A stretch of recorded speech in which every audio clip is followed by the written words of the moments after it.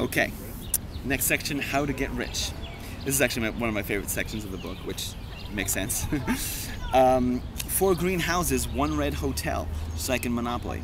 Buy 4 green houses and then trade them in to buy a large red hotel. Think independently rather than go along with the crowd. In my opinion, one great asset of the rich is that they think differently from everyone else. If you want to do what everyone else does, you'll wind up having what everyone else has. And for the most part, what they have is years of hard work, unfair taxes, and a lifetime of debt. It's not the diet that counts, it's who you have to be to follow the diet that counts. Yet every year, millions of people look for the perfect diet to follow in order to become thin. They focus on what they have to do rather than who they have to be. A diet will not help if your thoughts do not change. If you're trying to keep up with the Joneses, if you'll notice, the Joneses are exhausted. If people spend their life terrified of losing money, afraid of doing things differently from what the crowd does, then getting rich is almost impossible. I came to realize that financial IQ is 90% emotional IQ and only 10% technical information about finance and money. Money is an emotional subject. Yeah.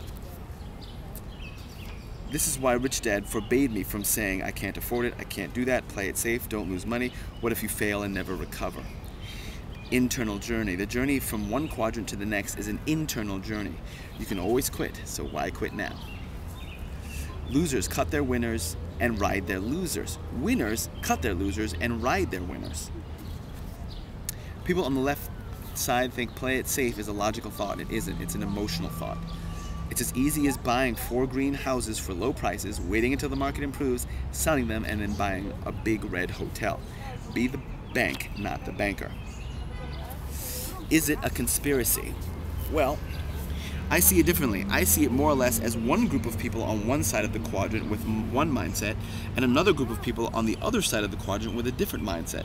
They're all playing this one big game of money, but each quadrant is playing from a different point of view and with a different set of rules. The big problem is the people on the left side are unable to see what the people on the right side are doing, but the people on the right side know what the left people are doing. Remember, the game is who is indebted to whom. Real estate allowed me to become a bank, something that I had always wanted to do since 1974. Be the bank, not a banker. He goes on to say that his real estate investments, that he could buy real estate, and rather than waiting for it to go up in value and then sell, which is what most people understand, what you do is you rent it out for more than what you owe and collect on the rent, on the difference. You see, the main difference between the east side and the left side and the right side is that the east side, you earn, you are taxed, and then you spend. On the other side, you get to earn, spend, and then you are taxed. So be careful when you take on debt. If you take on debt personally, make sure it's small.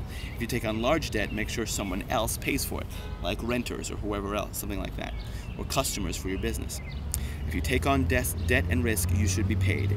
Seek out people who say to you, yes, I know how to do that, I'd be happy to teach you, and your life will be easy. We are in the final gasp of the entitlement mentality of big government and big businesses of the industrial age. That is obvious. In fact, if you read what's going on in Greece and all that, it is all just going away. Okay.